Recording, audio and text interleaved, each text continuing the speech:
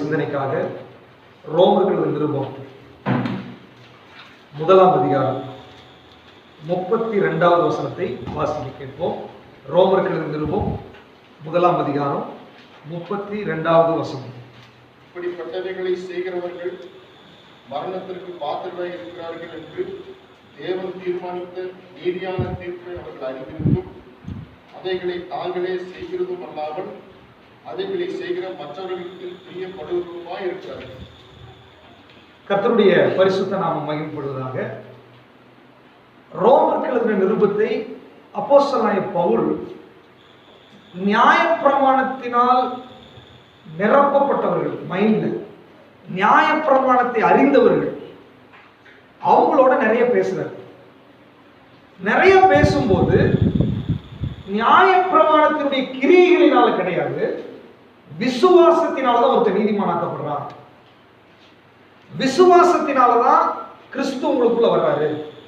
விசுவாசத்தினாலதான் பாவ மன்னிப்பு, விசுவாசத்தினாலதான் விடுதலை என்று சொல்லி விசுவாசத்தை அநேக உதாரணங்கள், அநேக காரியங்களை சொல்லி விசுவாசத்தையும் நியாயப்பிரமாணத்தையும் வித்தியாசப்படுத்தி காண்பித்து ஜனங்களை சீர்படுத்துகிற ஒரு காரியத்தை இந்த நிருபத்துல பவுல் தெளிவாய் செய்திருக்கிறதை நாம் பார்க்க முடியும்.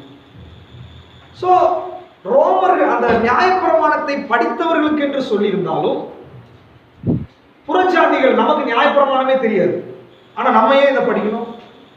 நியாயப்பிரமாணத்துக்கு நமக்கு சம்பந்தமே இல்லை, நம்ம ஏன் இதை படிக்கணும்? பல நேரங்களில் நியாயப்பிரமாணம் என்பது இஸ்ரவேல் ஜனங்கள் யூதர்களுக்குள்ள அவங்களுக்குள்ள அவங்க மைண்ட்ல அது சின்ன வயசுல இருந்து அதை படிச்சு அதன்படி செய்து இருந்ததுனால இந்த ரட்சிக்கப்பட்ட உடனே இயேசுவை விசுவாசத்துல ஏற்றுக்கொண்டு முன்கொண்டு போக முடியல. இந்த பழைய நியாயப்பிரமாணம் சொல்லுது, நீ விருத்த சேதனம் பண்ணணும், நீ இதை பண்ணணும், நீ பலி செலுத்தணும், இந்த உணர்வுகள் விசுவாசத்துல முன்கொண்டு போக முடியல அவர்களுக்கு.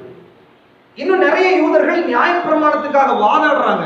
அவங்களுக்கு எல்லாம் தெளிவுபடுத்தி, இல்ல இல்ல இயேசு அடிக்கப்பட்டாச்சு, கிறிஸ்து நியாயப்பிரமாணத்தின் முடிவா இருக்கிறாரு, அதனால விசுவாசத்தினாலதான் சொல்லிட்டு எல்லாம் பேசிட்டு அவர்களுக்கு தெளிவுபடுத்துகிறார்.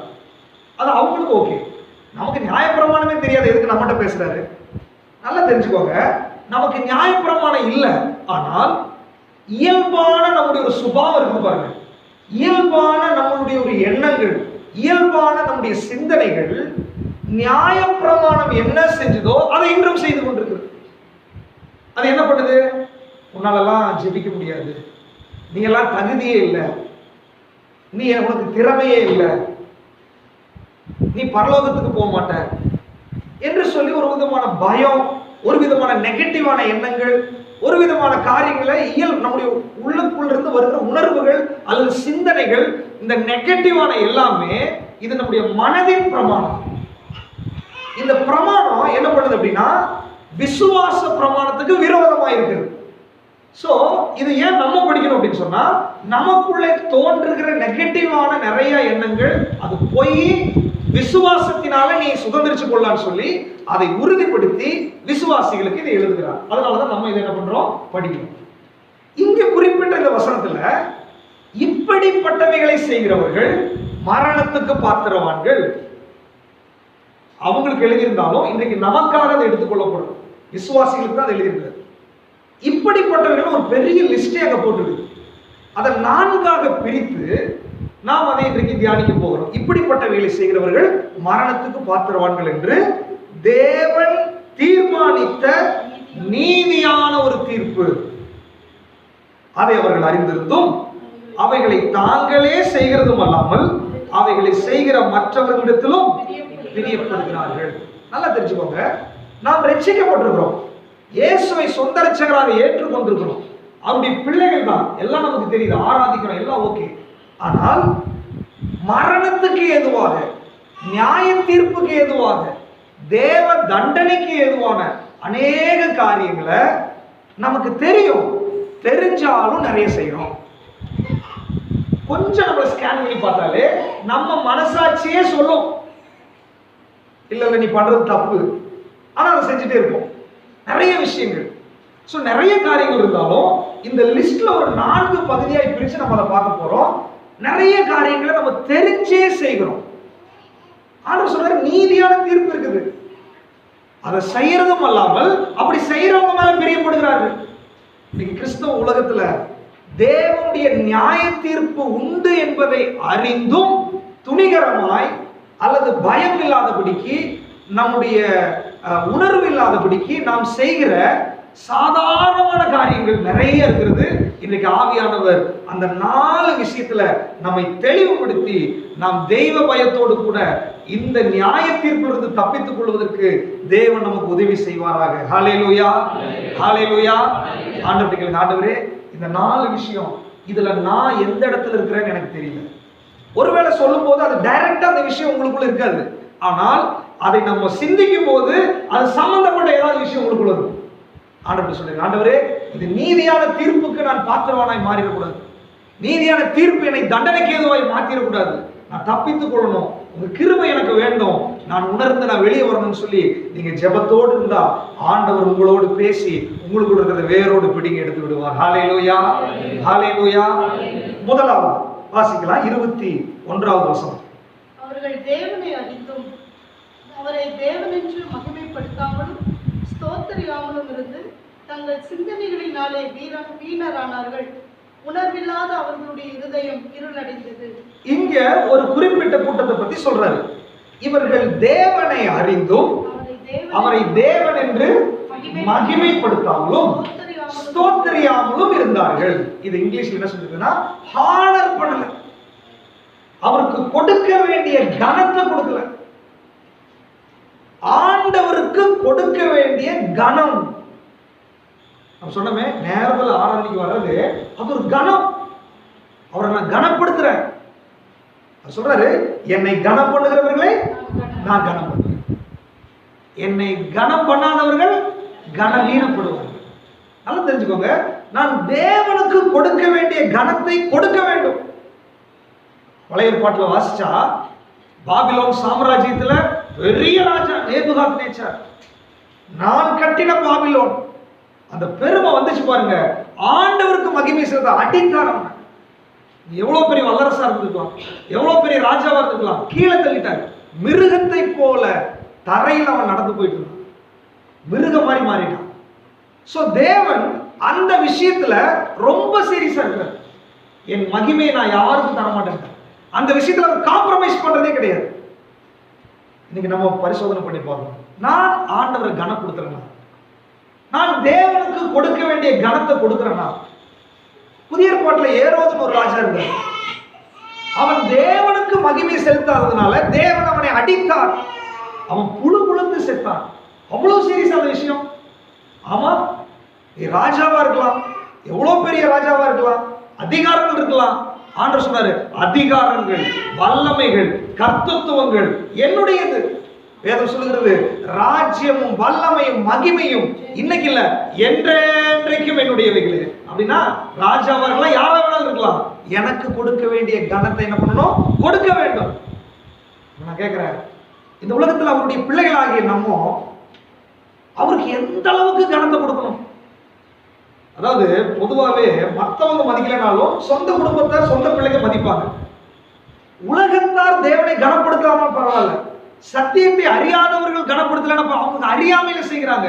ஆனால் இங்க வசனம் சொல்லுது, இவர்கள் தேவனை அறிந்தும், உங்களுக்கு தெரியும் ஜெபிக்கணும்னு தெரியும், துதிக்கணும்னு தெரியும், வீட்டுல குடும்ப ஜெபம் நடக்கணும்னு தெரியும், தேவனுக்கு கொடுக்க வேண்டிய கனத்தை கொடுக்கணும்னு தெரியும், அறிந்திருந்தும் அதை நீங்க செய்யல.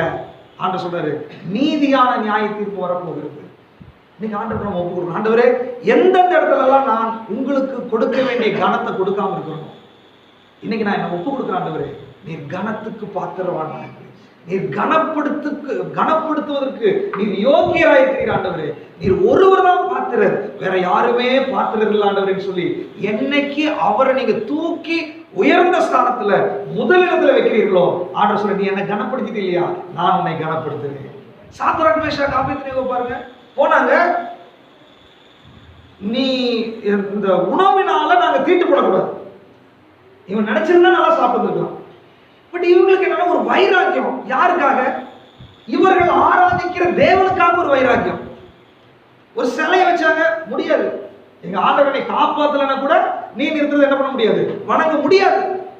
அவரை கனப்படுத்தினாங்க, ஆண்டவர் அவர்களை கனப்படுத்தினாங்க. அல்லேலூயா. இந்த தேவனை தவிர வேற தெய்வத்தை வணங்குறவன் எல்லாத்தையும் அக்கினி சூளையில தூக்கி போடணும்ட்டான். இவர்களை கட்ட வந்தவங்களை தூக்கி அவன் அக்கினி சூளையில போட்டுட்டான். ராஜா, அந்நிய தேசத்து ராஜாவே தேவனை கனப்படுத்துற அளவுக்கு இவர்கள் கனப்படுத்தினாங்க தேவனை. தானியேல் சிங்கக்கபில தூக்கி போடு, நான் என் தேவனுக்கு அந்த டைம்ல ஜெபிக்கிற ஜெபத்தை செஞ்சுதான். கனம், நம்முடைய ஆண்டவர் கனத்துக்குரியவர். நம்ம எத்தனை பேர் ஆண்டவர் கனப்படுத்துறோம்? உங்க மனசாட்சி தொட்டு கேட்டு பாருங்க. உங்க மனசாட்சி என்ன சொல்லுது? இப்போ உங்க மனசாட்சி உங்களை குற்றவாளிகளாக தீர்க்கலன்னா பரவாயில்ல, பட் உங்க மனசாட்சி இப்ப குற்றவாளியா தீர்த்துச்சுன்னா, இன்னைக்கு ஆண்டவர் சொல்றாரு, நீதியான ஒரு நியாய தீர்ப்பு இருக்கிறது. நீதி செலுத்துகிற தேவன் இருக்கிறார். உனக்காக ரத்தம் சிந்தி இருக்கிறார், உனக்காக மரித்து இருக்கிறார், உனக்காக ஜீவனை கொடுத்திருக்கிறார், உன் பாவத்தை மன்னிச்சிருக்கிறார், உனக்கு கிருபையும் இரக்கத்தையும் காண்பிச்சிருக்கிறார். நீ என்னை கனம் பண்ணுவதை விட்டுட்டு நீ மனிதர்களை பிரியப்படுத்துகிறாய், சொந்த பந்தங்களை பிரியப்படுத்துகிறாய், பிள்ளைகளை பிரியப்படுத்துகிறாய், அடுத்தவர்களுக்காக நீ முக்கியத்துவம் கொடுக்கிறாய். இன்றைக்கு மனம் திரும்ப என்று சொல்லி ஆவியானவர் சொல்லுகிறார். எந்த இடத்துல நம்ம பலவீனமா இருக்கோம், எந்த இடத்துல நம்ம ஆண்டவருக்கு கொடுக்க வேண்டிய கனத்தை கொடுக்காதபடிக்கு இருக்கிறோமோ, இன்னைக்கு அந்த இடத்துல மனம் திரும்பணும்னு சொல்லி ஆண்டவர் நமக்கு ஆலோசனை சொல்லுகிறார். ஆண்டவரே, நான் உங்களை கனப்படுத்த போறாங்க சொல்ல வாயை திறந்து, ஆண்டவரே நீர் ஒருவரே கனத்திற்கு பாத்திரமான இருக்கிறீர்.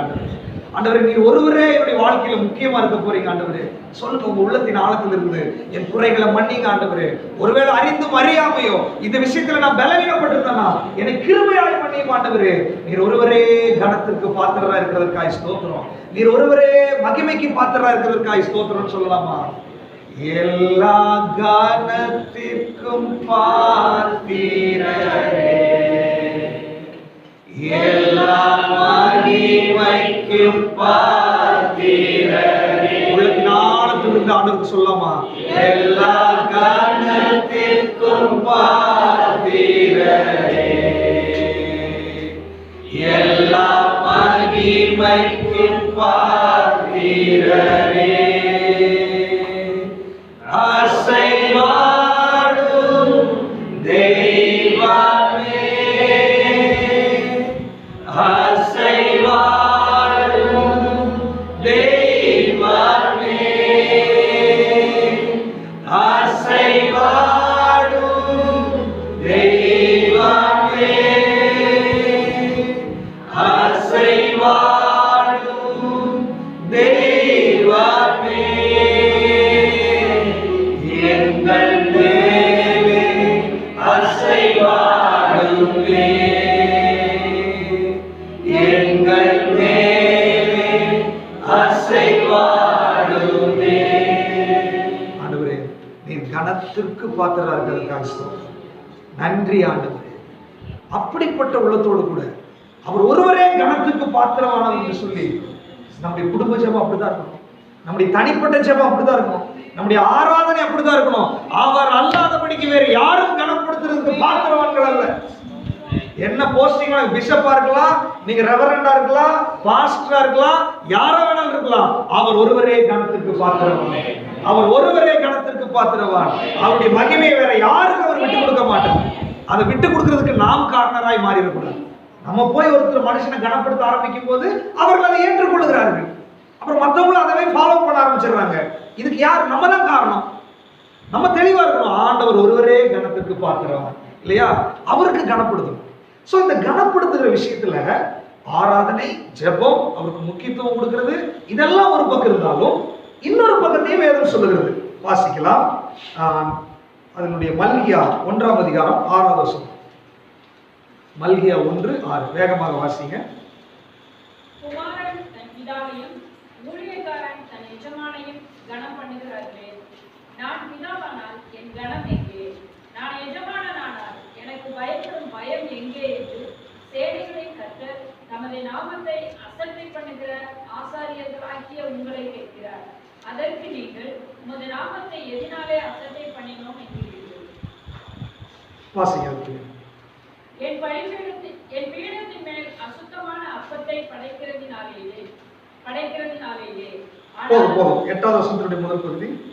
நீங்கள் கண் ஊனமானதை பலியிட கொண்டு வந்தாலும் அது பொல்லாப்பல்ல. நீங்கள் கால் ஊனமானதையும் நசல் பிடித்ததையும் கொண்டு வந்தாலும் அது பொல்லாப்பா அல்ல என்கிறீர்களே. அதை நீ உன் அதிபதிக்கு செலுத்து, அவன் உன்னை பிரியமாய் இருப்பானோ, உன் முகத்தை பார்ப்பானோ என்று சேனைகளின் கர்த்தர் கேட்கிறார். இங்க என்ன சொல்றாரு அப்படின்னா, நான் தேவனானால் நீ எனக்கு கொடுக்கிற கனம் எங்க? நம்ம சொல்றோம் இல்லையா, எதுக்கு ஆண்டவரே என்னை விடுவீங்க, ஆண்டவரே கர்த்தாவே, பிரச்சனை வரும்போது கூப்பிடுறோம். ஆண்டவர் சொல்றாரு, ஓகே நான் உன்னுடைய ஆண்டவர் தான், நான் உன்னுடைய தகப்பன் தான், நான் உன்னுடைய தெய்வம் தான். இப்ப ஆண்டவர் திருப்பி கேட்கிறாரு, நான் தெய்வமானால் எனக்கு நீ கொடுக்கிற கனம் எங்க? எதுல? இங்க சொல்றாரு, எதுல ஆண்டவரை நான் உங்களை கனப்படுத்தல? அப்ப ஆசாரியர்களை பார்த்து சொல்றாரு, நீ என்னத்தை படைக்கிறாய் தேவ சன்னிதானத்துல? அப்ப தேவனிடத்துல நாம் கொடுக்கிற விஷயத்தை குறித்து பேசுகிறார். கொடுக்கிறது இரண்டு. ஒன்று, நாம் அவருக்கு கொடுக்கிற துதிகள், ஸ்தோத்திரங்கள், ஆராதனைகள். இந்த ஆராதனையில கூட முதல் தரமானதை தேவன் எதிர்பார்க்கிறார். ஆயத்தப்படுத்தப்பட்டதை தேவன் எதிர்பார்க்கிறார். பரிசுத்தமான ஆராதனை தேவன் எதிர்பார்க்கிறார். இன்னைக்கு நம்ம அவரை ஆராதிச்சிருக்கிறோம் இல்லையா? எப்போதும் பழைய ஏற்பாட்டுல ஒரு பலி செலுத்தினா அது சுகந்த வாசனையாய் முகர்ந்தாதான் ஆசீர்வாதம். தேவன் அதை அங்கீகரித்ததற்கான அடையாளம். இன்னைக்கு காலையில எத்தனை பேருடைய ஆராதனையை தேவன் அங்கீகரிச்சிருக்கிறார்? உங்க மனசாட்சிக்கு தெரியுமே. ஐயோ, ஆயத்தத்தோட நான் வந்து ஆண்டவர் சந்திக்கிறேன், நான் இன்னைக்கு ஆண்டவர் துதிச்சிருக்கிறேன், மகிமைப்படுத்தி இருக்கிறேன், என்னை ஆண்டவர் அங்கீகரிச்சிட்டார் அப்படின்றது உங்க மனசுக்கு தெரியணும். அது எப்படி தெரியுமா? நீங்க திரும்பி போகும்போது நினத்தையும் கொழுப்பையும் உண்டது போல உங்க சரீரத்தை, உங்க உள்ளத்துக்குள்ள புஷ்டி ஆகிவிடும்.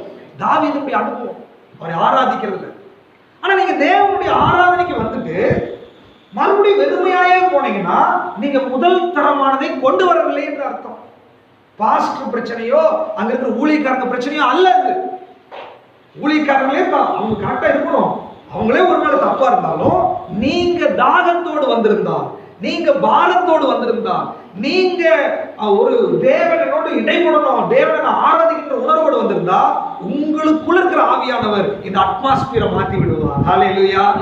ஆனா நீங்க நசல் கொண்டதையும் பலவீனமானதையும் கொண்டு வந்து நான் ஆண்டவரை ஆராதிக்கிறேன்னு உட்கார்ந்து இருந்தா உங்களுக்குள்ள இருக்கிற அந்த ஸ்பிரிட் பக்கத்தில் இருக்கிறவங்களையும் டாமினேட் பண்ணி அங்க ஆராதனையை தடுத்து தூக்கத்தை கொண்டு வரும், மந்த புத்தியை கொண்டு வரும், உணர்வு கொடுக்காது.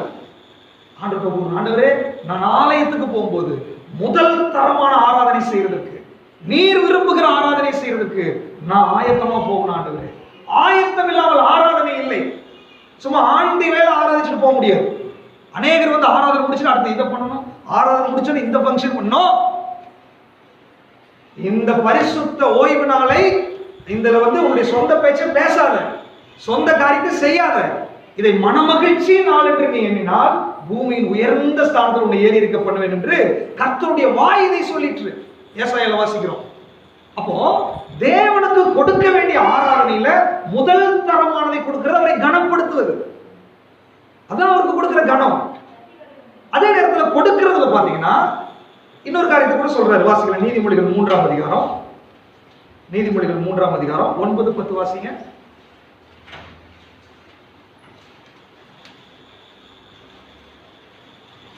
உன் பொருளாலும் உன் எல்லா விளைவின் முதற் பலனாலும் கர்த்தரை கனம் பண்ணு. அப்பொழுது உன் களஞ்சியங்கள் பூரணமாய் நிரம்பும், உன் ஆலைகளில் திராட்சைரசம் சுரண்டோடும். பாருங்க, உன் பொருளாலும் உன் விளைவின் எல்லா முதற் பலனாலும் என்ன பண்ணு? கர்த்தரை கனம் பண்ணு, கர்த்தரை கனம் பண்ணு. அப்ப என்ன சொல்றாரு? என்ன நடக்குமாமா? அப்பொழுது உன்னுடைய களஞ்சியங்கள் பூர்ணமா நிரம்பும், உன் ஆலைகளில் திராட்சரசம் புரண்டோடும் அப்படின்னு சொன்ன என்னன்னா, கர்த்தருக்கு நான் கொடுக்கிற விஷயத்தையும் சொல்றாங்க. நான் கொடுக்கிற ஆராதனையா இருக்கலாம், நான் கொடுக்கிற முக்கியத்துவமா இருக்கலாம், அதோட சேர்ந்து நான் தேவனுக்கு கொடுக்கிறதுல என்னுடைய கரத்தையும் அவர் ஆசீர்வதிக்கிற தேவனா இருக்கிறார். ஹல்லேலூயா. இந்த சம்பளம் எவ்வளவு ஆனாலும் இருக்கலாம், அது அவருக்கு பெரிய விஷயமே கிடையாது. அதுல அவர்களை ஆசீர்வதிக்கணும், அதுதான் விஷயம். அப்போ அது என்னை ஆசீர்வதிக்கணும்னு சொன்னா அது எவ்வளவு அமௌண்ட்ன்றது முக்கியம் அல்ல, நான் அதை எப்படி கொடுக்கிறேன் என்பதுதான் முக்கியம். காணிக்கைப்பட்டியில் போய் உட்கார்ந்துருக்கிறாரு, ஒரு 7 விதவை கொண்டு வந்து காணிக்க போடுறாங்க. ஆண்டவர் சொல்றாரு, இவதான் தனக்கு உண்டானது எல்லாத்தையும் கொடுத்தான், இவ கொடுத்ததான் பெஸ்ட். பெரிய பெரியவங்க வந்து கொட்டினதுல அவர் பிரியப்படல. ஆண்டவர் சொல்ற, உன் காணிக்கை எப்படிப்பட்டது? முதல் தரமானதா? ஆண்டவர் சொல்றாரு, நீ கொண்டு வர்றது நசல் கொண்டது, பலவீனமானது. அவர் சொல்றாரு, உன் அதிபதிக்கு போய் கூட அவன் ஏத்துக்கோனா? உங்க அதிபதிக்கு பூமியில உங்களுக்கு அதிகாரியா இருக்கிறவங்களுக்கு பெஸ்டா செய்யணும்னு நீங்க நினைக்கிறீங்களே? உங்களுக்காக ஜீவனை கொடுத்த ஒரு ஆண்டவர் இருக்கிறார், உங்களை ஆசீர்வதிக்க வல்லமை உள்ள ஒருத்தர் இருக்கிறார், உங்களை பலப்படுத்த வல்லமை உள்ள ஒருத்தர் இருக்கிறார், ஞானத்தை கொடுக்க வல்லமை உள்ள ஒருத்தர் இருக்கிறார். அவரை கனப்படுத்துகிற ஆண்டவர். நீ கனப்படுத்தும் போது அவர் உங்களை கனப்படுத்த ஆரம்பிப்பார். ஹல்லேலூயா. அந்த கனத்தை நீங்க பெற்றுக்கொள்வீர்கள். பெற்றுக்கொள்வோம். உன் பொருளாலும் உன் விளைவின் எல்லா முதற் பலனாலும் கர்த்தரை கனப்படுத்துங்க. உங்க வீடு ஆண்டவர் கொடுத்திருக்காரா? ஆண்டவரே, எனக்கு கொடுத்திருக்கிற வீடு உம்மை கனப்படுத்துவதற்கு, வீட்டு ஜெபத்துக்கு இடம் கூட உங்க வீட்டுல, என் வீட்டுல பிரேயர் நடக்கட்டும், அந்த தேவனை கனப்படுத்துகிறது. உங்களுக்கு ஒரு வாகனம் கொடுத்திருக்காரா? ஆண்டவரே, இது ஊழியத்திற்கு ஆண்டவரே, ஊழியத்திற்கு பயன்படுத்த ஆண்டவரே, அதுல நீங்க கனப்படுத்துறதுக்கு விட்டு கொடுங்க. உங்களுடைய எல்லாம் ஆண்டவருக்குரியதா இது மாற வேண்டும் இல்லையா? அவருக்குரியதா இது மாறிச்சுன்னா அவரை நீங்க கனப்படுத்துறீங்கன்னு அர்த்தம். அவர் உங்களை கனப்படுத்துவார். ஹல்லேலூயா. அப்ப பாருங்க, நீதி உள்ள ஆக்கினையை தேவன் செலுத்தணும், அதுக்கு ஆயத்தமா இருக்கிறார். அவருடைய பிள்ளைகள்கிட்ட சொல்றாரு, நீங்க என் பிள்ளைகள் அப்படின்னு சொன்னா நிறைய விஷயத்துல நார்மலான பிராக்டிக்கல் லைஃப்ல நிறைய தவறுகிறோம். அதுல முதல் காரியம் அவரை கனப்படுத்துகிற விஷயத்துல இன்னைக்கு ஆண்டவருக்கு ஒப்பு கொடுக்கணும். ஆண்டவரே, நான் எங்கெல்லாம் உங்களுக்கு முக்கியத்துவம் கொடுக்காம இருக்கிறேன், எங்கெல்லாம் உங்களை கனப்படுத்தாம இருக்கிறேன், எங்கெல்லாம் நான் உங்களை உதாசீனப்படுத்தினேன், என்னை மன்னிச்சிருங்க ஆண்டவரே. இனி நான் அந்த மாதிரி செய்ய மாட்டேன். இனி உங்களுக்கு தான் முதலிடம், இனி உங்களை தான் நான் கனப்படுத்துவேன்னு சொல்லி இன்னைக்கு நீங்க ஒப்பு கொடுத்தா என்னை கனம் பண்ணுகிறவர்களை நான் கனம் பண்ணுவேன்னு சொல்றாரு. ஹல்லேலூயா. என்னை கனம் பண்ணாதவர்கள் கனவீனப்படுவார்கள். அதனால இன்னைக்கு நீங்க ஆண்டவரை கனப்படுத்தினீங்கன்னா இந்த உலகத்துல தேவன் உங்களை கனப்படுத்தி வைப்பார், உயர்ந்த பதவியில உட்கார வைப்பார், உங்க குடும்பத்தை நீங்க குடியிருக்கிற இடத்துல கனப்படுத்தி வைப்பார். நீ வருகையிலும் ஆசீர்வதிக்கப்பட்டிருப்பாய், போகையிலும் ஆசீர்வதிக்கப்பட்டிருப்பாய். அவன் களஞ்சியங்கள் நிரம்ப ஆரம்பிக்கும். தரித்திரத்தை உன் வீட்டை விட்டு எடுத்துருவாரு, வியாதி உன்னை விட்டு விலக்குவார், உன் ஆயுசு நாட்களை பூரணப்படுத்துவார். சகல ஆசீர்வாதங்களும் அதுக்குள்ள இருக்கிறது. ஹல்லேலூயா. அவரை கனப்படுத்த வேண்டும். இரண்டாவதாக ரோமருக்கு எழுதியிருப்போம் 1ஆம் அதிகாரம் 24வது வசனம். அவர்கள் தங்கள் இருதயத்தில் உள்ள இச்சைகளினாலே ஒருவரோடு ஒருவர் தங்கள் சரீரங்களை அவமானப்படுத்துவதற்காக தேவன் அவர்களை அசுத்தத்திற்கு ஒப்புக் கொடுத்தார். இரண்டாவது காரியம், நீங்க நல்லா புரிஞ்சுக்கோங்க, 4 விஷயத்தை குறித்து தியானிக்க போறோம். அதுல 2வது 3வது 4வது நம்ம படிக்கும் போது எல்லாம் இந்த கனப்படுத்துகிறது சம்பந்தப்பட்டதுதான். சோ நான் கனப்படுத்தல அப்படின்னா 2வது ஒரு விஷயத்தை சொல்றாரு. இதுல முக்கியமான ஒரு வாசனத்தை மாத்திரம் எடுத்துக்கிறேன். தங்கள் சரீரங்களை அவமானப்படுத்தத்தக்கதாக, இங்கிலீஷ்ல டிஸ்ஹானரிங் போட்டிருக்கீங்க. பிரதர் வாசிங்க.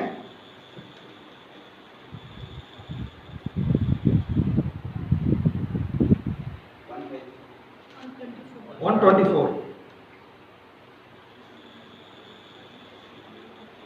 சரீரங்களை அவமானப்படுத்துறதுன்னு தமிழ்ல போட்டிருக்கு இல்லையா?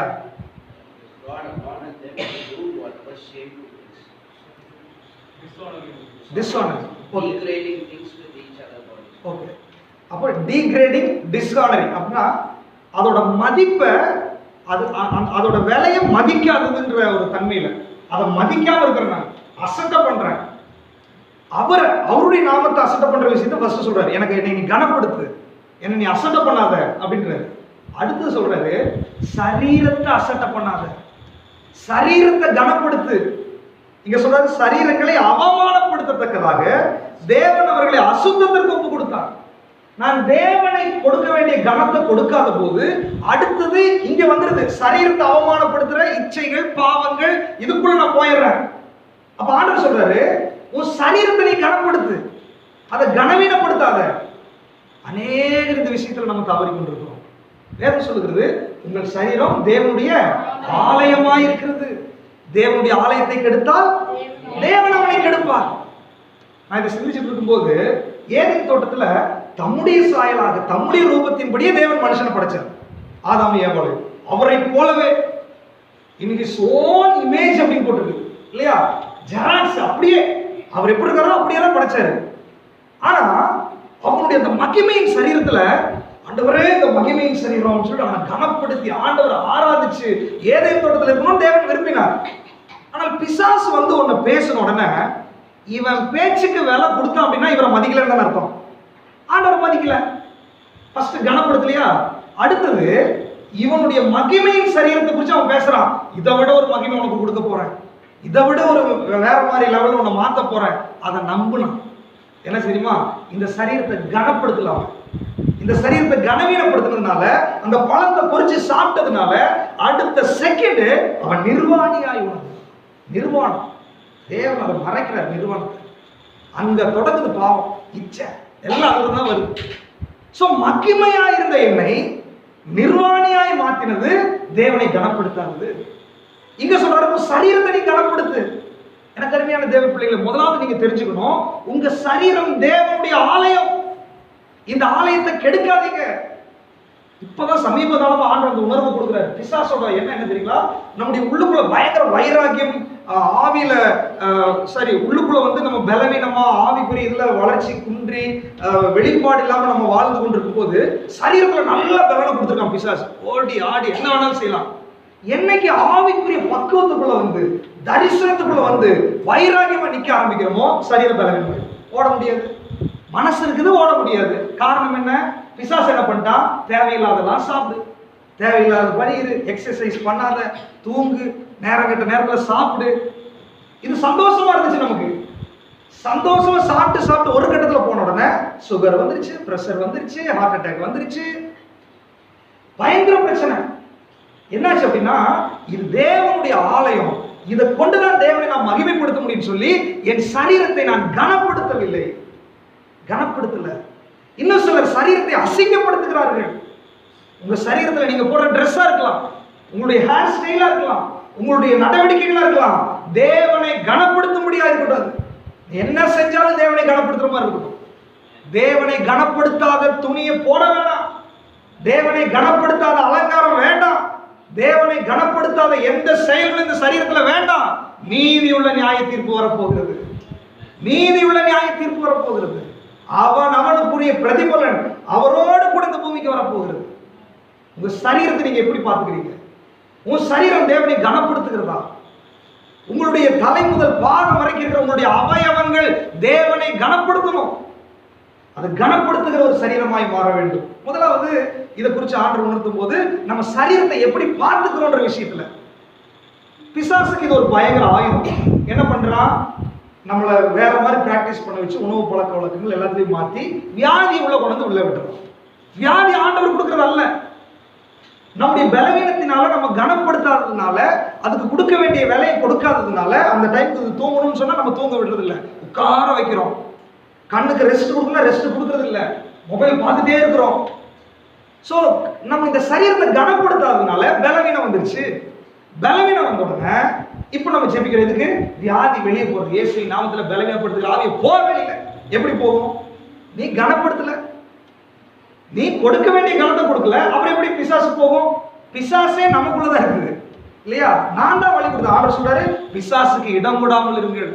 அவன் தந்திரமா இருக்கிறான். இன்னைக்கு அநேக ஊழியக்காரர்கள் பலவீனமாகி விட்டார்கள், அநேகர் பலவீனத்துல மரிச்சு போயிட்டாங்க, அநேகர் கிட்னி பெயின்ல இருக்கிறாங்க, அநேகர் ஹார்ட் அட்டாக் வந்திருக்கிறாங்க, அநேகர் செயல்பட முடியாதபடி இருக்கிறாங்க.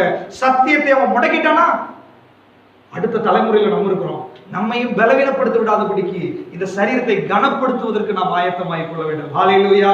எத்தனை பேர் சொல்றீங்க உங்க சரீரத்தை கனப்படுத்த போறீங்கன்னு சொல்லி? சொல்லுங்க.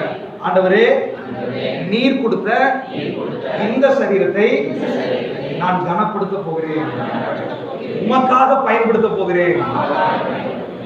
ஆமென். இப்ப அவருக்காக நான் பயன்படுத்தணும் ஒப்பு கொடுக்கும் போது இது அவர் பொறுப்பெடுத்துக் கொள்கிறார் இல்லையா? அவர் பொறுப்பெடுத்துக் கொள்கிறார். எனக்கு அருமையானவர்களே, முதலாவது நம்ம சரீரத்தை பார்த்துக் கொள்ளுகிறதுல கனப்படுத்தணும். இரண்டாவது, எபேசியர் 5ஆம் அதிகாரத்துல மனைவிகளை குறித்து சொல்லப்பட்டிருக்கிறது.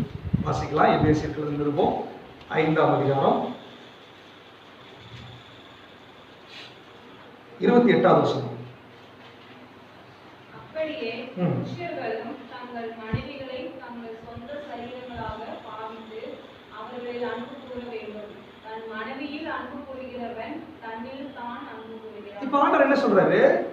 ஒண்ணு, சரீரத்தை மெயின்டைன் பண்ற விஷயத்துல கவனமா இருக்கணும். ரெண்டாவது சொல்றாரு, சரீரம்ன்றது மனைவி உன்னுடைய சொந்த சரீரம் அப்படின்றது கணவனுக்கு.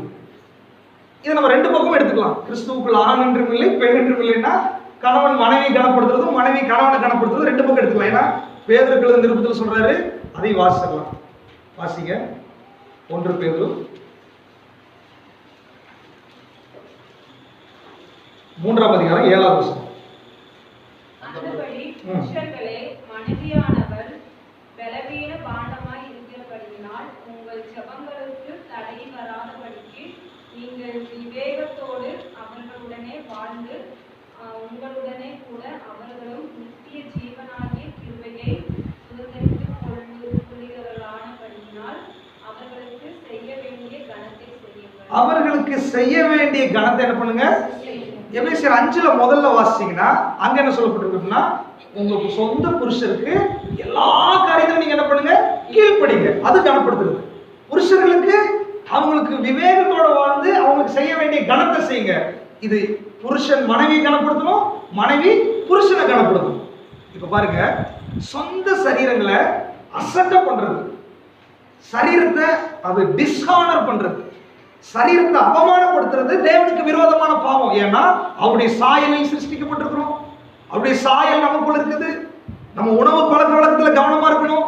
அதே நேரத்துல குடும்ப வாழ்க்கைக்குள்ள வரும்போது மனைவியை அசட்ட பண்ணாத, மனைவியை வேதனைப்படுத்தாத, மனைவியை துக்கப்படுத்தாத, மனைவியை கண்ணீர் வெடிக்க வைக்காத. அப்படின்னா சரீரத்தை அவமானப்படுத்துகிறதுக்கு ஈக்குவலா இருக்குது. அதே மாதிரி கணவனை வேதனைப்படுத்தாதீங்க, கணவனை உபத்திரவப்படுத்தாதீங்க, கணவனை இரிட்டேட் பண்ணாதீங்க. பல கணவர்கள் வெளியே சொல்ல முடியாதபடிக்கு உள்ள அடக்கி வைக்கிறாங்க. மனைவிகளுடைய டார்ச்சர் தாங்க முடியும், வீட்டுக்குள்ள வர மாட்டேங்கிறாங்க. அப்போ மனைவிகள் கணவனுக்கு செய்ய வேண்டிய கணத்தை செய்யணும், கணவன் மனைவிக்கு செய்ய வேண்டிய கணத்தை செய்யணும்.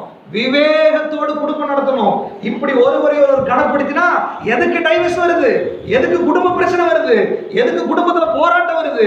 உங்க பிள்ளைகள் அதை பார்க்கிறார்கள். என்னுடைய தகப்பன் என் தாயை கனப்படுத்துகிறார், என் தாயை தகப்பனை கனப்படுத்துகிறார். பிள்ளைகள் வளரும் போது கனப்படுத்துகிறதை வீட்டிலேயே அவர்கள் படிக்கிறார்கள். அவர்களுக்கு கவுன்சிலிங் தேவை கிடையாது, அவர்களுக்கு போய் கோர்ட்ல போய் கவுன்சிலிங் உட்கார வேண்டிய அவசியம் கிடையாது. இது சபை குடும்பம் தவறினதுனால, தேவ பிள்ளைகள் இது தவறினதுனால ஆசீர்வாதத்தை இழந்து நிக்கிறோம். இன்னைக்கு ஆண்டவர் கேட்கிறாரு, எனக்கு கொடுக்கிற கணம் எங்க? அதுல கரெக்ட் ஆகுங்க. உங்க சொந்த சரீரத்தை நீங்க கனப்படுத்துறீங்களா? சரீரத்தை மெயின்டைன் பண்றதுல, உணவு பழக்க வழக்கத்துல அதை கரெக்ட் பண்ணுங்க. 3வது, நீங்க மனைவியா இருக்கலாம், கணவனா இருக்கலாம், உங்களுக்கு ஆப்போசிட்டா இருக்கிற உங்க கணவனுக்கோ மனைவிக்கோ நீங்க கனத்தை கொடுக்குறீங்களா? நீங்க அவர்களை மதிக்கிறீங்களா? நீங்க அவருடைய உணர்வுகளை புரிஞ்சுக்கிறீங்களா? நீங்க அவர்களோட விவேகத்தோட ஜீவனம் பண்றீங்களா? ஒருத்தருக்கு ஒருத்தர் விட்டு கொடுக்குறீங்களா? ஒருத்தரை ஒருத்தர் நேசிக்கிறீங்களா? இதை நேசிக்கல, இதை செய்யல அப்படின்னா நீதியுள்ள நியாய தீர்ப்பு வருகிறதுன்னு சொல்றாரு ஆண்டவர். நீதியுள்ள நியாய தீர்ப்பு வரப்போகிறது. நீ குடும்பத்துல மனைவி, சில வசனம் சொல்லுது, தன் தகப்பனையும் தாயையும் விட்டு மனைவியோட செஞ்சிருக்கணும். கணவனுக்கு மனைவிக்கு சொல்றாரு, உன் தகப்பன் வீட்டையும் தகப்பனை விட்டு நீ மறந்துரு, அப்ப ராஜாவின் அழகில் பிரியப்படுவார். அப்படின்னு என்ன அர்த்தம்? கிறிஸ்தவ குடும்பம் என்பது புருஷன் அம்மா அப்பா பேச்சையே கேட்டுட்டு இருக்க கூடாது, மனைவி அம்மா அப்பா வீட்டுக்கே பேசிட்டு இருக்க கூடாது. 2 பேரும் 2ஐயும் விட்டுட்டு அதுக்காக அவங்களை ஒதுக்குறதோ புறந்தள்ளுறதோ அல்ல, அவங்களுக்கு செய்ய வேண்டிய மரியாதை நீங்க செய்யணும். ஆனால் கணவனுக்கு மனைவிக்கு அப்புறம் தான் அவங்க அம்மா அப்பா, மனைவிக்கு கணவனுக்கு அப்புறம் தான் அவங்க அம்மா அப்பா. இந்த வெளிப்பாட்டில் ஒரு குடும்பத்தை யார் நடத்துகிறார்களோ அந்த குடும்பம் தான் தேவன் ஆசீர்வதிக்கிற குடும்பம், தேவனை கனப்படுத்துகிற குடும்பம். உங்க அம்மா அப்பா பேச்சு கேட்டு மனைவி உபத்திரப்படுத்தினீங்கன்னா நீ தேவனை கனவீனப்படுத்துகிறாய், தேவனுக்கு கொடுத்த மனைவி நீ கேவலப்படுத்துகிறாய். அல்லது நீங்க உங்க அம்மா அப்பா பேச்சு கேட்டு கணவனுக்கு விரோதமா செயல்பட்டீங்க அப்படின்னா நீங்க தேவனை அவமானப்படுத்துறீங்க, கனவீனப்படுத்துறீங்க. கருமையானவர்களே, வச்சிக்கிறது, பேசுறது, அவர்களை பத்தி தப்பா பேசுறது, இந்த சபையை பத்தி தப்பா பேசுறது, இது எல்லாமே என்னன்னா தேவனுடைய சரீரமாகிய சபையை அவமானப்படுத்துகிறது. யாரையும் நம்ம குற்றப்படுத்த வேண்டாம், அவர் ஒருவரே நியாயாதிபதி, அவர் பார்த்துக்குவார். தப்பா செஞ்சா அவர் பார்த்துக்குவார். ஒருவேளை தப்பு பண்ணாங்கன்னா அவங்க மேல உங்களுக்கு அன்பு இருந்துச்சுன்னா போய் உட்கார்ந்து அன்பாய் சொல்லிருங்க, நீங்க செய்யறது தப்பு பிரதர், நீங்க செய்யறது தப்பு சிஸ்டர், அதை எல்லா இடத்துலயும் சொல்லி அவமானத்திற்குள்ளாக்காதீங்க சபையை. இன்னொன்னு, இது சரீரமாகிய சபை, இது லோக்கல் சர்ச். இப்ப நம்ம கூடி வர்றோம், இது சபை. நான் கேட்கிறேன், இந்த சபைக்கு எவ்வளவு முக்கியத்துவம் கொடுக்கிறோம்? இந்த சபையில நம்ம எப்படி நடந்து கொள்கிறோம்? தீமோத்தேயுக்கு பவுல் எழுதுகிறாரு, நீ தேவனுடைய வீட்டில் நடக்க வேண்டிய விதம் என்னது என்று நீ அறியும்படிக்கு என்று சொல்லி நிருபத்தை எழுதுகிறார். சந்தோஷ சங்கீதத்துல வாசிக்கும் போது கூட அந்த முதலாவது வாசகம் என்ன? என் கண்மலையும் என் மீட்புமாகிய கர்த்தாவே, என்னுடைய வாயின் வார்த்தைகளும் என்னுடைய இருதயத்தின் தியானமும் உங்களுடைய சமூகத்துல பிரீதியாயிருப்பதாக. சபைக்குள்ள வந்தா இங்க வருகிற வார்த்தைகள், இருதயத்தின் தியானங்கள் அவரை பிரீதிப்படுத்துகிறதா இருக்கணும்.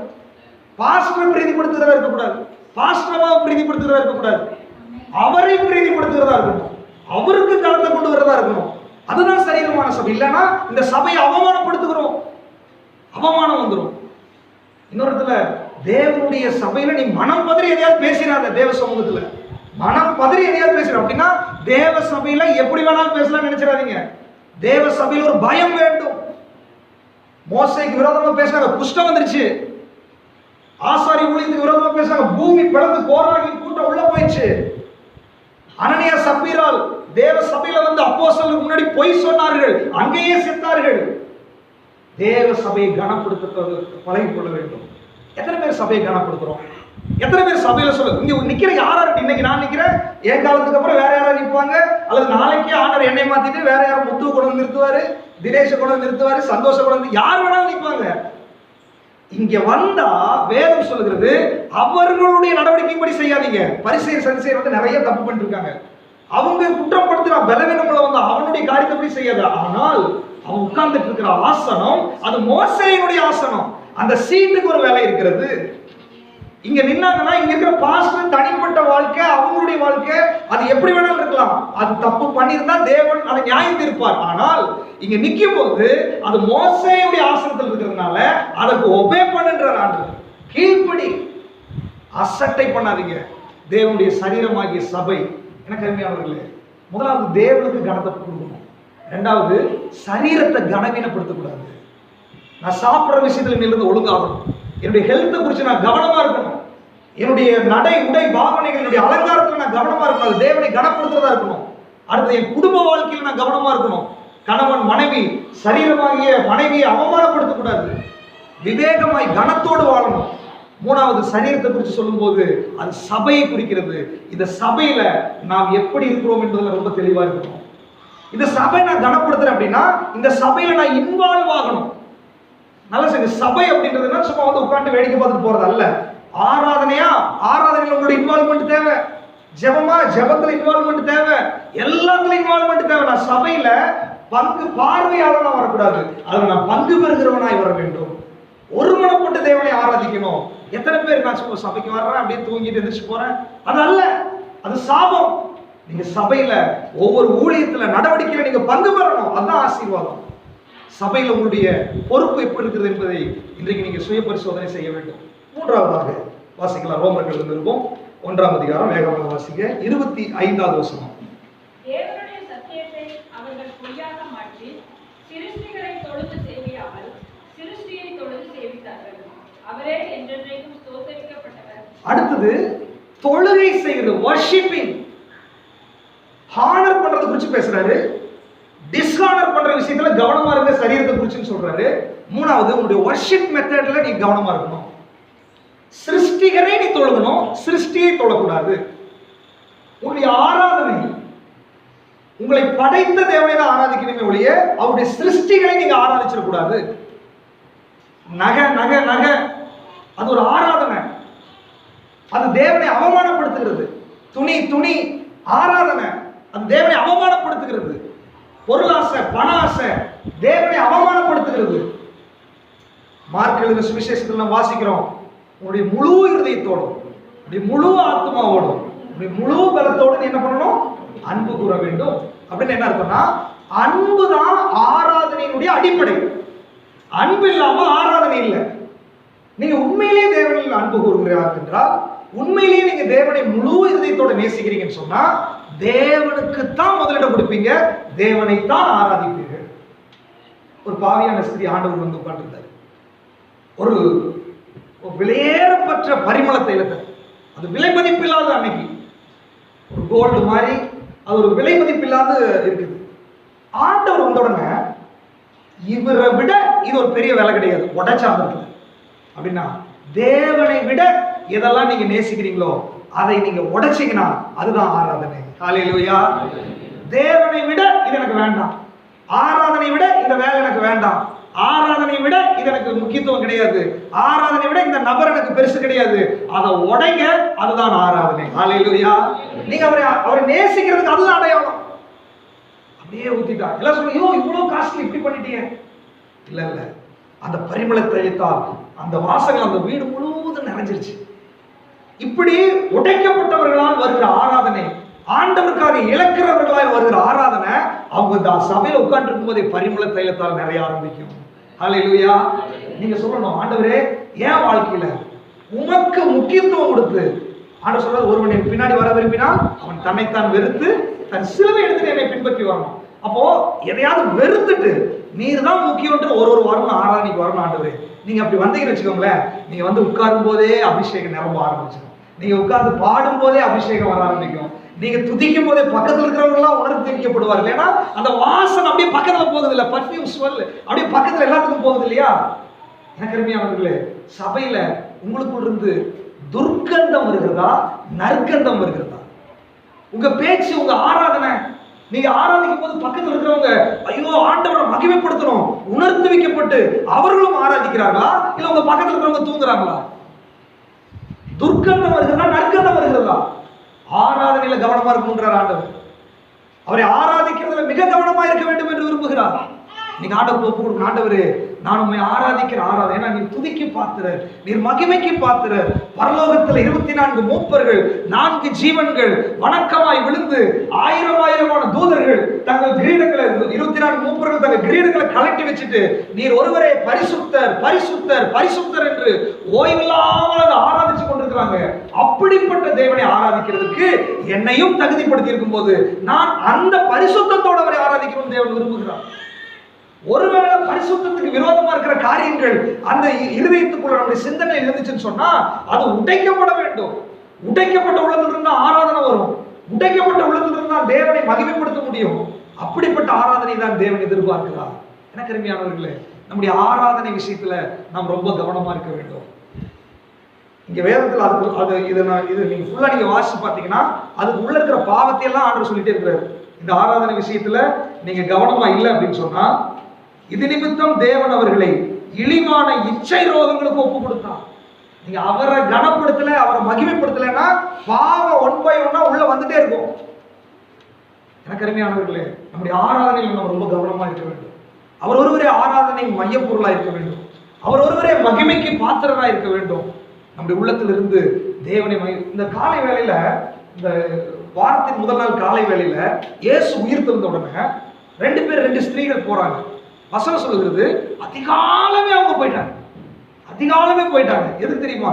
அதுக்கு சுகந்த வர்க்கம்ன்றதுக்கு. இவங்களுக்கு தெரியல. அவங்க முறைமையின்படி அவர்கள் நேசித்த ஒரு ஆண்டவர் போயிட்டார் அப்படின்னு உட்காரல. அதிகாலமே எழுந்து போய் சுகந்த வர்க்கம்ன்றதுக்கு போனாங்க. அதுக்கப்புறம் அவரை காணோம், அழுகுறாங்க. எங்க யார் எடுத்துட்டு போனா? பாருங்க எவ்வளவு வாஞ்ச, எவ்வளவு தேடல். தாவீது அதான் சொல்றான், மானானது நீரோடைகளை வாஞ்சித்து கதறுகிறது போல என் ஆத்துமாவை வாஞ்சிக்கிறது ஆண்டவரே. வாஞ்சிக்கிற எப்போ நான் உங்க சமூகத்துல வருவேன்? ஆகாமிய கூடாரங்களில் 1000 நாள் வாசமா இருப்பதை பார்க்கிறோம். என் தேவனுடைய ஆலயத்தினுடைய பிரகாரங்களில் நான் வாசமா இருக்கிறோம். நான் சொல்றேன், உங்களுடைய சமூகத்துக்கு போன உடனே அங்கே நித்திய பேரின்பம் உண்டு. உங்களுடைய சமூகத்துல பரிபூர்ண சந்தோஷம் உண்டு. அப்படிப்பட்ட உணர்வோடு, தாகத்தோடு, வாஞ்சையோடு தேவனை தேடணும்னு சொல்லிட்டு அப்படி அவர்களை ஆராதிக்கிற, அவரை கனப்படுத்துகிற, அவரை மகிமைப்படுத்துகிறவர்கள் பரிபூர்ண சமாதானம், நித்தியம் பேரின்பம். அவர்கள் தாகம் தீர்க்கப்படுவார்கள். அவர்கள் குளிர்ந்து ஜீவ நதி ஓடும். அதைத்தான் தேவன் எதிர்பார்க்கிறார். எனக்கு அருமையானவர்கள், நம்முடைய ஆராதனை எப்படி இருக்குது? அதிகாலமே ஓடுறோமா? ஐயோ அவர் எங்கன்னு தேடுறோமா? என் ஆண்டவர் எங்கே? தேவ பிரசன்னம் இல்லையே, ஜெபிக்கும் போது உணர்வு இல்லையே, ஜெபத்துக்கு பதில் இல்லையே, ஆண்டவரே நீர் எங்க, ஏன் இப்படி நடக்குது அப்படி உணர்வு வருதா உங்களுக்கு? ஐயோ என் குடும்பத்துல ஏன் பிரச்சனை, ஆண்டவரே எந்த இடத்துல போராட்டம், உடனே சரி செய்யணும். தேவ சமூகத்துக்கு ஓடி வர்றீங்களா? தேவன் தென்படலை அப்படின்னு சொன்னா என் ஆண்டவர் எங்க என்ற வைராக்கியம் வாஞ்சி உங்களுக்குள்ள இருக்குதா? இல்ல ஜெபம் பண்ணிட்டு ஒன்று ஜெபம் வரல, சரியான உணர்வு வரல, அப்படியே எழுந்திரிச்சு போயிட்டு வேலையை பார்த்துட்டு நாளைக்கு வந்துட்டு மறுபடியும் ஜெபம் பண்றது, ஒரு பிரசன்னமே இல்லை, அப்படியே போய் இப்படியே பழக்கப்படாதீர்கள். தேவ பிரசன்னம் இல்லைன்னா அழுது புலம்பி திரும்ப அந்த பிரசனத்துக்குள்ள வர்றதுக்கு முயற்சி செய்யுங்க. ஹல்லேலூயா. ஆண்டவர் அந்த அக்கினி உங்களுக்குள்ள எரிஞ்சிட்டே இருக்கணும்னு விரும்புகிறார். அந்த அனல் உங்களுக்குள்ள இருந்து கொண்டே இருக்கணும்னு விரும்புகிறார். நம்முடைய ஆராதனை விஷயத்துல கவனமா இருக்கணும். கடைசியாக 28வது வசனம், ரோமர் 1ஆம் அதிகாரம் 28வது வசனம். தேவனை அறிவை பற்றி கொண்டிருக்க அவர்களுக்கு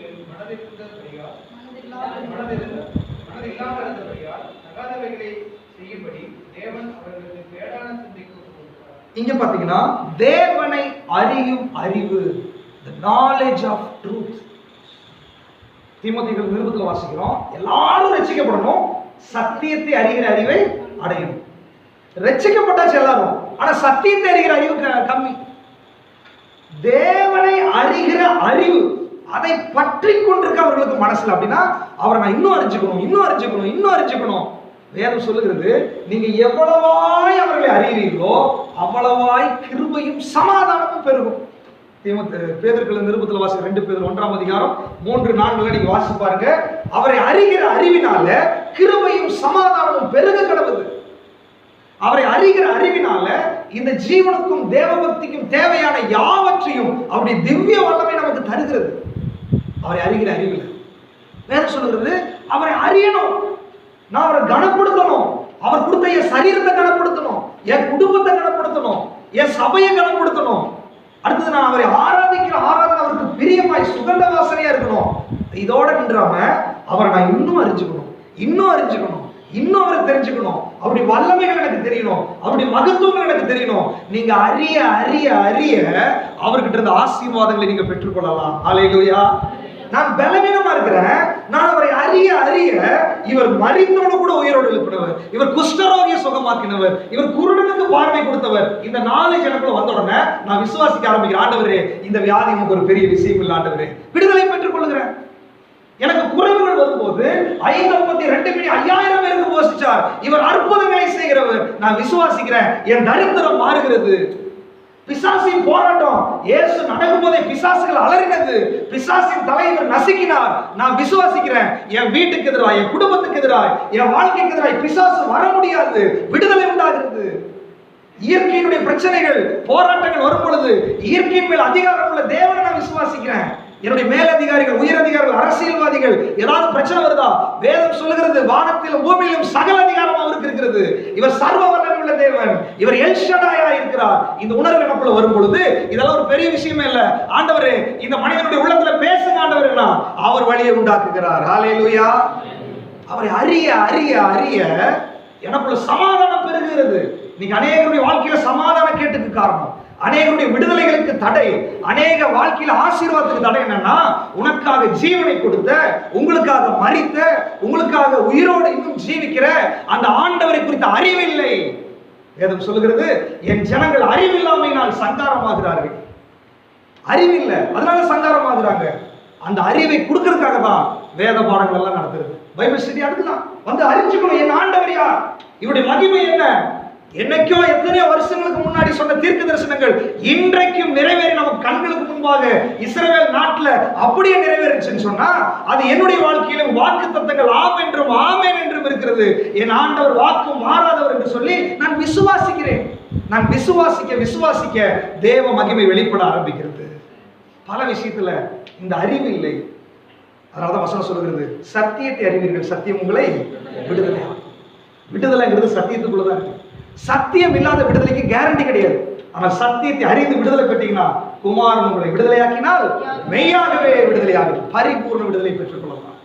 எனக்கு அருமையானவர்களே, இன்றைக்கு நம்ம எந்த நேரத்தில் குறைவுள்ளவர்களாக இருக்கிறோம், எந்தெந்த இடத்துல பலவீனம் உள்ளவர்களாக இருக்கிறோம், ஆண்டவருக்கு ஒப்பு கொடுக்கணும். நான் தேவனை கனப்படுத்தியிருக்கிறேன், என் சரீரத்தை கனப்படுத்தியிருக்கிறேனா, என் மனைவியை, என் கணவனை நான் கனப்படுத்தியிருக்கிறேனா, என் சபையை கனப்படுத்தியிருக்கிறேனா, என்னுடைய ஆராதனை எப்படி இருந்துச்சு, அடுத்தது எந்த அளவுக்கு எனக்கு சத்தியத்தை அறிகிற அறிவு இருக்குது, வேத புஸ்தகத்தை நான் டெய்லி கையில் எடுக்கிறேனா, வேதத்தை நான் வாசிக்கிறேனா, அல்லது வேதம் சொல்றதை நான் கேட்கிறேனா, இதெல்லாம் என்னுடைய நிலைமை எப்படி இருக்குதுன்னு சொல்லிட்டு இன்னைக்கு நீங்க உணர்ந்து கொள்ளுங்க. ஆண்டவர் சொல்றாரு, இப்படிப்பட்டவைகளை வாசிக்கலாம். அந்த வசனத்தை 32, இப்படிப்பட்டவைகளை செய்கிறவர்கள் மரணத்துக்கு பாத்திரவான்களா இருக்கிறார்கள் என்று தேவன் தீர்மானித்த நீதியான தீர்ப்பை அவர்கள் அறிந்திருந்தும் அவைகளை தாங்களே செய்கிறதும் அல்லாமல் அவைகளை செய்கிற மற்றவர்களிடத்திலும் இன்னைக்கு ஒரு தீர்மானம் எடுக்கணும். ஆண்டவரே, இப்படிப்பட்ட காரியங்கள் நான் செய்ய மாட்டேன், இப்படிப்பட்டவர்களை செய்கிறவர்களோடு நான் சம்மந்தம் வைக்க மாட்டேன். ஒரு தீர்மானம் எடுக்க போறோம். எல்லா கண்களையும் மூடி ஆண்டவரை நோக்கி பார்க்கலாம். எல்லாரும் உள்ளத்தின்